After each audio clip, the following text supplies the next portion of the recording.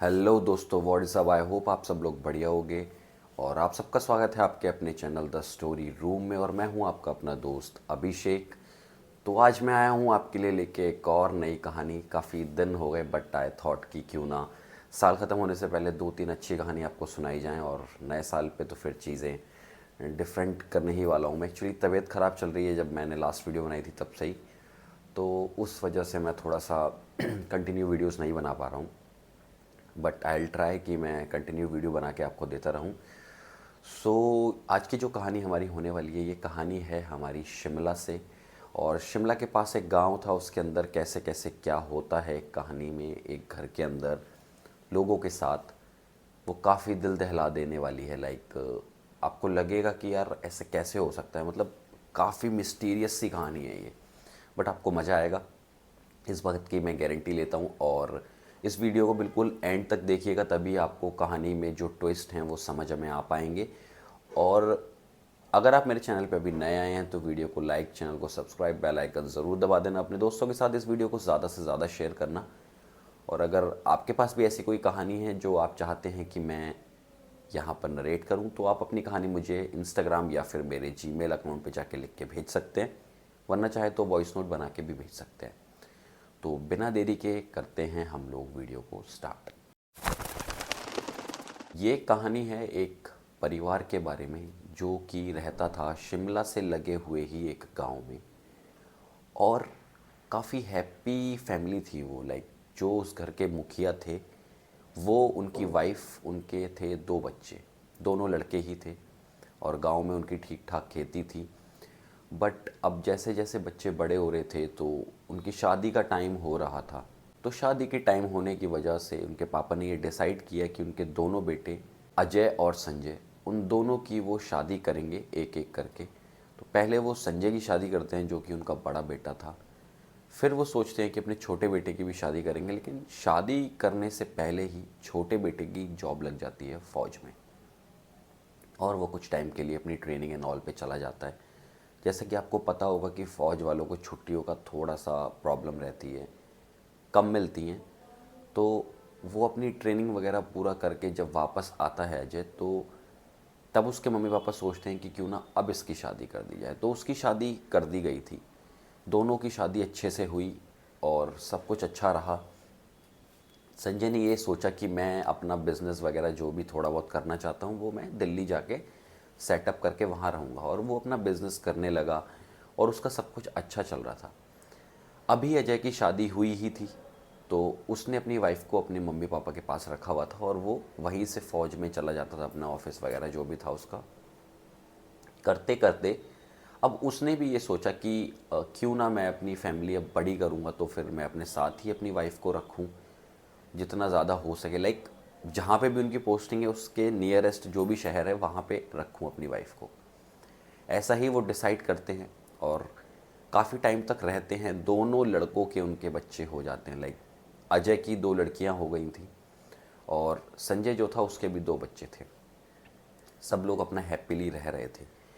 लेकिन एक दिन अचानक से उनके गांव से उनकी माँ का फ़ोन आता है कि तुम्हारे पापा की तबीयत काफ़ी ज़्यादा ख़राब है और तुम लोग अपने पापा को देखने के लिए गांव आ जाओ। इन केस अगर उनके साथ कुछ गलत हो गया तो तुम लोग उनसे मिल तो लिए होगे एटलीस्ट।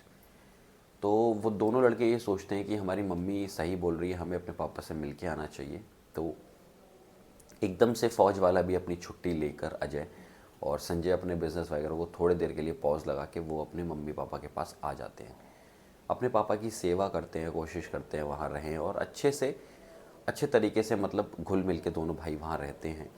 और फिर जब अंकल की या उनके पापा की तबीयत ठीक हो जाती है तो वो लोग ये डिसाइड करते हैं कि क्यों ना वापस अपनी अपनी जगह पे जाया जाए।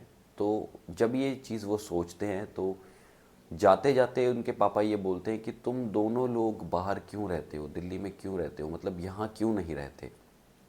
यहाँ अपनी ज़मीन है, अपने लोग हैं, 4 लोग बात करने के लिए भी हैं, अपना गांव है, अपने गाय भैंस हैं, अपने बच्चे हैं, अपनी ताज़ी हवा है, खाना पानी अच्छा है। तो क्यों ना तुम यहीं पर रह लो, यहीं पर हम लोग खेती कर लेंगे साथ में। तो संजय को तो ये बात बिल्कुल भी समझ नहीं आती और अजय जो होता है वो ये सोचता है कि यार पापा बोल तो सही रहे हैं, तो क्यों ना मैं पापा के पास ही रुक जाऊं। तो वो अपनी जॉब क्विट करके, फ़ौज वाली, और अपने पापा के साथ रहने का डिसीज़न ले लेता है। अब वो अपने पापा के साथ रह रहा होता है अच्छे से, कोई दिक्कत नहीं है। अब रहते रहते एक दिन अचानक से उसके पापा की सही में डेथ हो जाती है। अब जब उसके पापा की डेथ हो जाती है, क्योंकि तबीयत उनकी ख़राब चल रही थी, जब उनकी डेथ हो जाती है तो वो काफ़ी ज़्यादा परेशान हो जाता है पूरी फैमिली, और वो कोशिश करते हैं कि उस गम को फैमिली से निकाला जाए, क्योंकि बड़ा भाई भी आ गया था। अब सब लोग मिलजुल के रह रहे थे कि ताकि मम्मी को पापा की याद ना आए, है ना। कोशिश कर रहे थे सब कुछ नॉर्मल करने में। इतने में क्या होता है, अजय की वाइफ प्रेग्नेंट हो जाती है। तो उस घर में फिर से खुशियाँ लौट के आने लगी थी। वो लोग ये सोच रहे थे कि शायद तुम्हारे पापा अजय के बच्चे के रूप में हमारे घर में वापस आने वाले हैं। तो वो सब लोग बहुत ज़्यादा खुश थे, माहौल बहुत अच्छा था, सब कुछ लाइट माहौल अच्छा चल रहा था सब कुछ। अब उनके परिवार में एक चीज़ और होती थी, उनके मम्मी पापा ना काफ़ी टाइम से ही कुल देवी देवताओं की पूजा करते थे। और आपको पता होगा जैसे कि बहुत जगह पे ये कुल देवी देवताओं की पूजा होती है, और कहते हैं कि अगर वो आपसे प्रसन्न रहते हैं तो सब कुछ घर में अच्छा रहता है, प्रसन्न नहीं रहते तो फिर थोड़ी दिक्कत हो सकती है।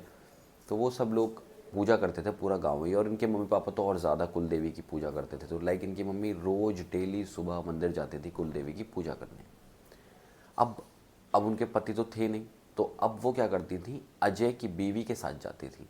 अजय की जो वाइफ थी उनके साथ वो जाया करती थी रोज़ पूजा करने। और अब जैसे कि उनके घर में खुशियाँ भी आने वाली थी, तो एक दिन वो कुल देवी के मंदिर से दोनों वापस आ रहे थे, अजय की मम्मी और अजय की वाइफ।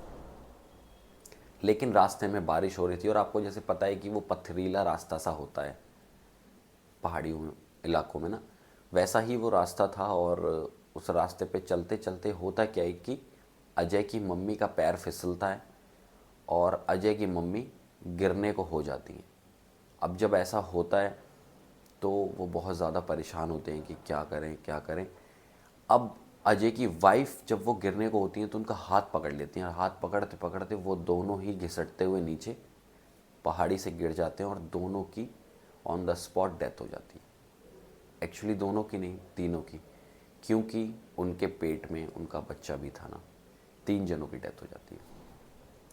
अजय अपना रोज की तरह अपना काम वाम निपटा के गांव का खेत से और घर आ जाता है। घर आके देखता है तो उसकी वाइफ, उसकी माँ नहीं थी। उसको पता था कि उसकी मम्मी ऐसे ऐसे करके मंदिर जाती हैं। काफ़ी टाइम होने के बाद जब वो देखता है कि दोनों में से कोई वापस नहीं आया, तो अजय सोचता है कि क्यों ना मैं देख के आऊँ एक बारी, क्योंकि उसे रास्ता पता था कि कहाँ जाती हैं मम्मी, कौन से मंदिर जाती हैं। वो रास्ते में जा रहा होता है तो वो देखता है कि रास्ते में एक जगह बहुत ज़्यादा भीड़ लगी हुई है।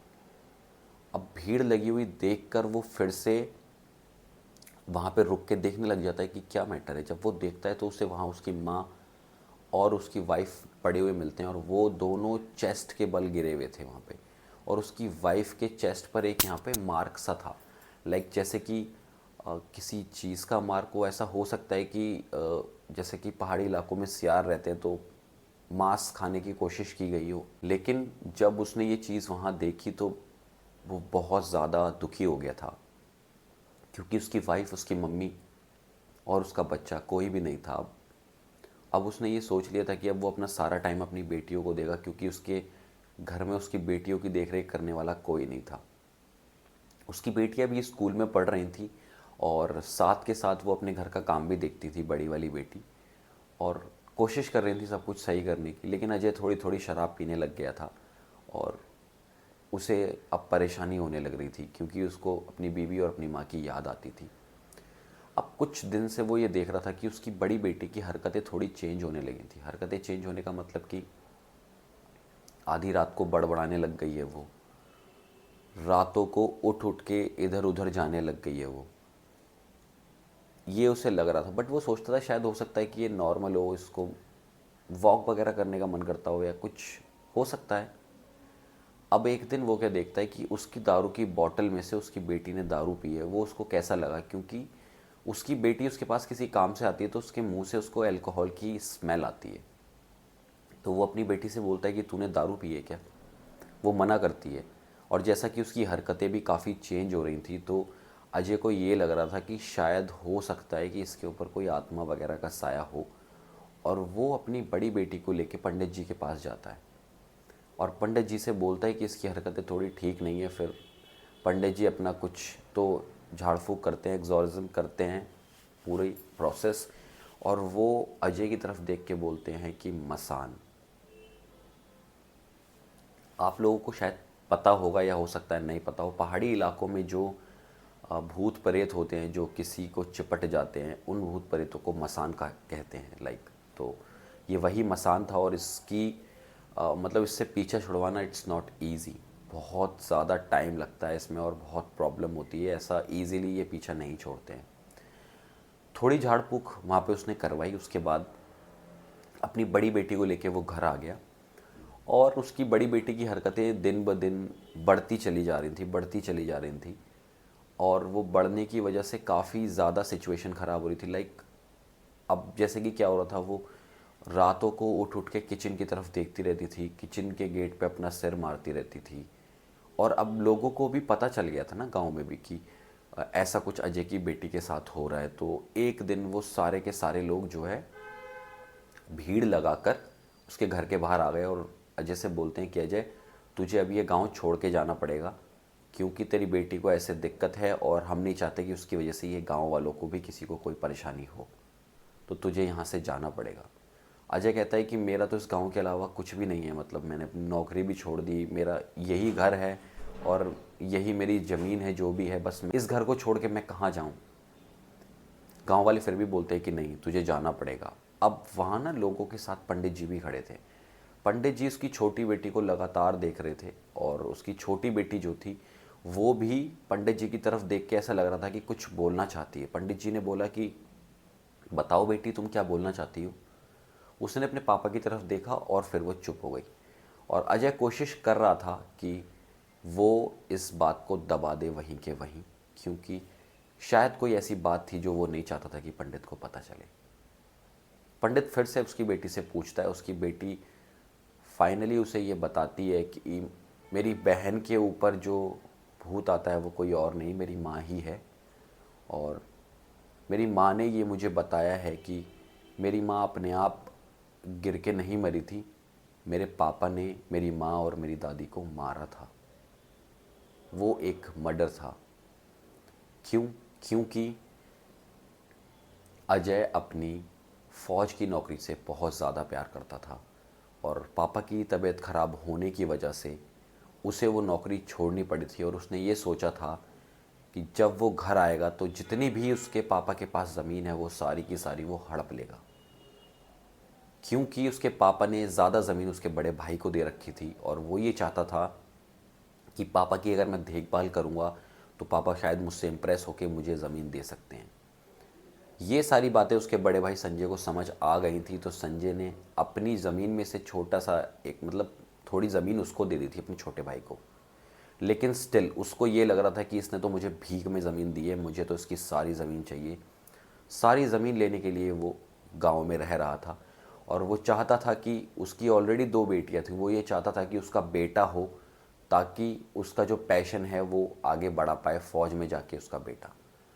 और ऐसी आर्ग्यूमेंट के दौरान जब उसकी मम्मी वहाँ से